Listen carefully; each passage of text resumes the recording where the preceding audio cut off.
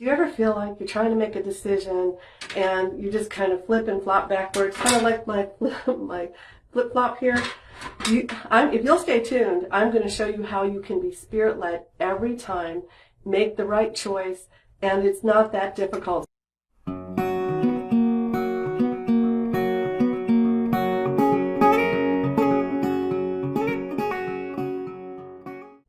Welcome to Becky's Blurbs. I ask and encourage you to share this, thumbs up, hearts, and all of that stuff, and I thank you in advance, and thanks for tuning in. And if you don't know me, I'm Pastor Becky. For those that do, I love you. I love all the new people too. How do we be Spirit-led? In other words, I've got to make a decision. And some people get so kooky about it that they won't do anything before they're waiting on God to hear God. And maybe that's you, and maybe you're there now. But you don't have to live like that, really. That's kind of torturous. And how do I know? Because I was that person. So I'm speaking from experience and by the Word of God. It says in Acts chapter 16, verse 6, and then it actually goes through 10 if you want to read the whole thing.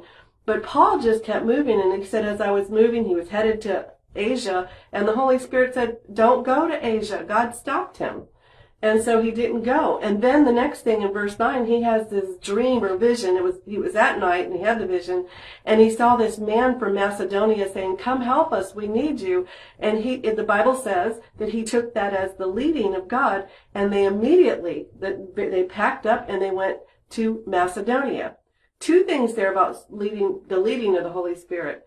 First thing is, he didn't sit there and wait for unction or whatever. He just started moving. Whatever was in his heart to do, he did it. Now, when I say whatever's in your heart to do and you follow your heart, you don't follow your heart into going after someone else's spouse for an adulterous relationship or robbing a bank. Some of you say, oh, that's silly. But some people, so I don't want to be misconstrued in any way, shape, or form. But when it's the will of God, it's in the Bible, we just live our lives daily. And maybe you just get this feeling, I think I'm going to just bake this cake and take it over to the neighbor. People don't do that often anymore, but some of you do. And it's a wonderful thing. Or I'm going to drop so-and-so a note, or I'm going to do this. Follow your heart to find out what to do. And then you know how the Holy Spirit will stop you? You'll just get really uncomfortable. You'll lose your peace. It's like a red light. When you go to the traffic light, the only thing that stops me, I was just out all day doing errands, the only thing that stopped me was when the light turned red, right? Because when it's green, you don't need direction. You just keep on moving. Well, the Holy Spirit works that way. He wants you to just get up. Don't sit there and wait on Him to say something to do. Start doing what's in your heart, because it's miserable to keep waiting. Well, I haven't heard anything from God. And so many of us miss God by just trying to wait for that leading or whatever. And I'm not saying that's a bad thing, but yet it is a bad thing. I hope I'm making sense, because it's causing you to stalemate. It's causing you to freeze, and you're not getting anything done. I remember Joyce Meyer saying years ago, it's easier to steer a moving ship, because if it's moving, then God can give you direction, right? So God wants you to move, and He will tell you. In other words, if He's displeased with something, or you're going in the wrong direction, you're going to just get that weird, I just don't have my peace. I've lost my peace. You'll sense that red light. I better stop. There's just something wrong, and you stop. And it's not wrong for God to stop you. That doesn't mean that you were doing something wrong. It means He's protecting you from going the wrong way, and He's directing you. As many as love God, we're the sons of God, and we are led by the Spirit of God. So we're to be Spirit-led. All you born-again, Spirit-filled people, we are to be Spirit-led. We're not to flip-flop, back and forth. Do I do it? Do I don't do it? Do I buy it? Do I don't buy it? Do I go to this school? Do I marry? Do I do this? No. Do what's in your heart. And then if you feel that uneasiness, because Kenneth E. Hagin, who's in heaven right now, he used to say it's kind of like that a velvet feeling, like you just know you're in the right place. You let peace be the umpire of your heart, is what one of the scriptures says. And so I just allow that peace. But I'm telling you, I've gotten stuck more often than I'd love to. I really shouldn't have, because I was taught, oh, you've got to wait on every little thing to hear. Well, that hindered my growth in Jesus. That hindered my ability to minister to people in the way that God wanted me to, because I was constantly waiting, and if I didn't get a specific direct word, that I couldn't do anything. And really, that is unsound. I can say this now again. I'm that person that I was that person. I'm not anymore. Praise God, I've been delivered. Woo! But I'm here to tell you that we need to be like Paul. And I was going to say Peter, but Paul was in the Bible. He just kept moving. He kept moving until God said, stop. And it wasn't wrong for then God said stop, and then he'd stop and he'd wait, and then God would give him direction to what to do the next time. Sometimes he will speak through dreams and visions. Sometimes you hear something.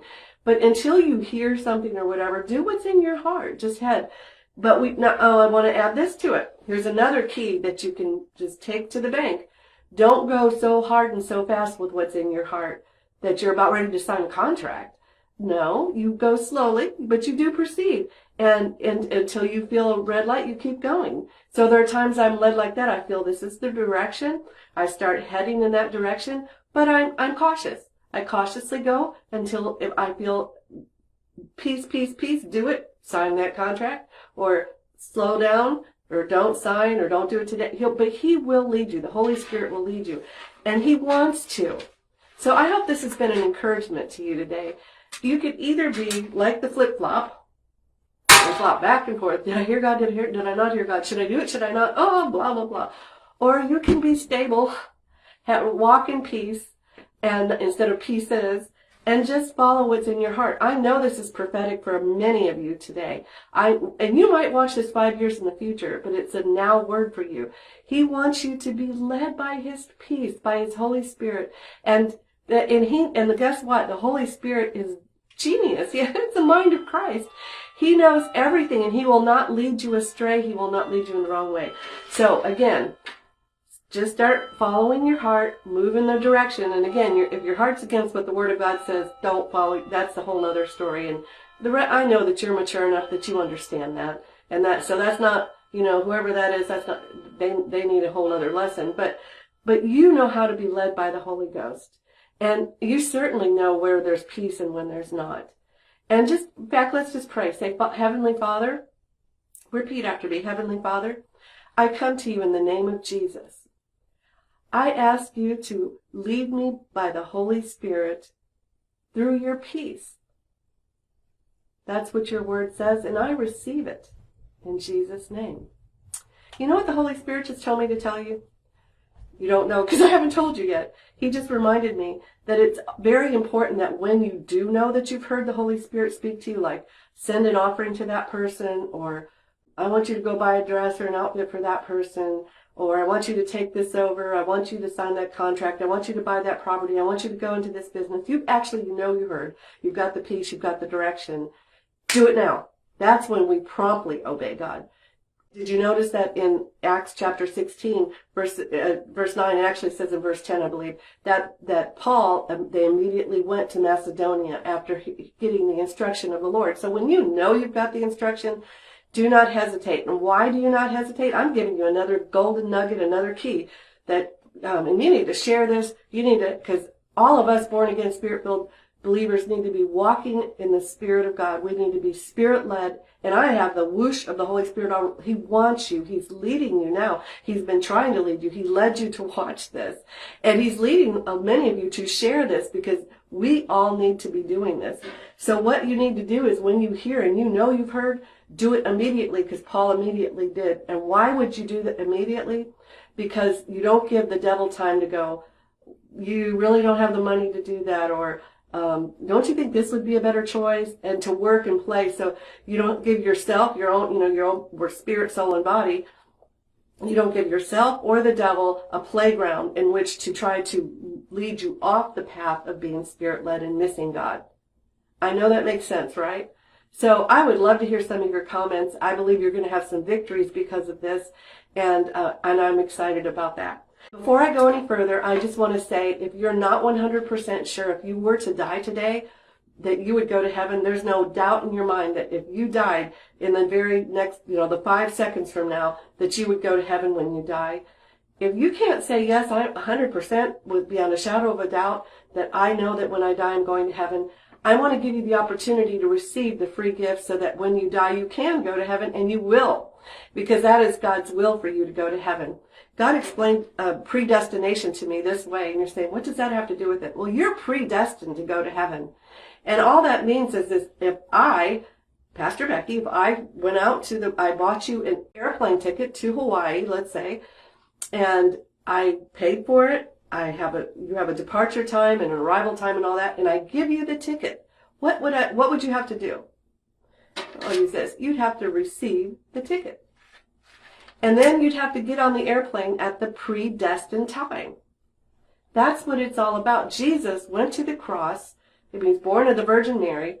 He went to the cross. He was beaten to death. They killed him. He rose from the dead on the third day.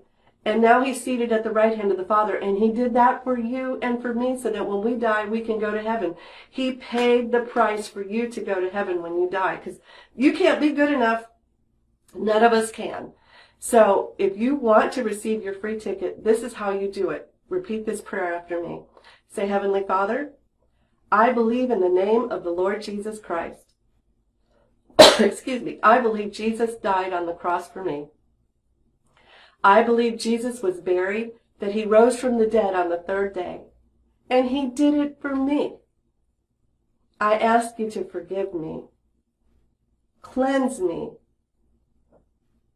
Free me from everything that has attached itself that's not from you. Take my life and do something wonderful with it. I now know that when I die, I'm going to heaven. Thank you, Jesus, for dying on the cross for me and buying my ticket to heaven for me. Amen. Glory to God. 100% as a minister of the gospel, when you die, you are going to heaven. Again, you need to share this. Get on the phone. Tell somebody, I just prayed the prayer. I'm going to heaven when I die. And when they want to explain it to them, just tell them, hey, watch this video, watch this YouTube, watch this Facebook, whatever you're watching this on. So I want to encourage you. We've got free PDF files that you can get. So go to Trans4mationchurch.com. It's underneath there, and I'll have it on the screen later. Go to Trans4mationchurch.com and say, Pastor Becky, there's a contact us. Pastor Becky, I prayed that prayer with you, and I would like more information. And we have stuff for you, so we'd be happy to. And woo-hoo, if you're ever in Central Florida, I invite you to come to Trans4mation Church. I don't know when you're watching this, but currently we're meeting at the Sheraton Orlando North in Maitland, Florida. I will, again, put the information there, but it's 600 North Lake Destiny Road, Maitland, Florida. And we want you to come. We'd love to meet you. For those that want to give and help support our ministry so that we can continue to do these blurbs and all that God's called us to do, you can go to Trans4mationchurch.com and go to the Giving tab. And you can give via PayPal or snail mail. And I thank everyone that gives. I really seriously appreciate it. And I just want to pray a blessing on everyone. So, Father, right now I pray a blessing on everyone who's watching. Lord, I thank you that they have ears to hear. Say, Father, open my ears to hear. Open my eyes to see. Say, open my eyes to see. Make my heart pliable so that I can take everything that you have for me. And I thank you that I am being Spirit-led. I thank you that I know the peace of God. And that my future is bright. And woohoo! Again, your future is bright.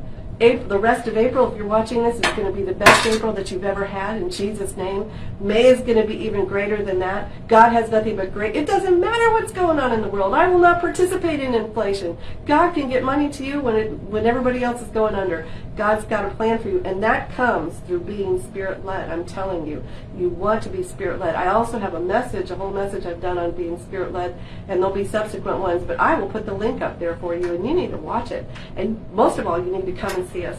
I love you so much. God loves you, and he has a great plan for your life. Let the Holy Spirit lead you and guide you.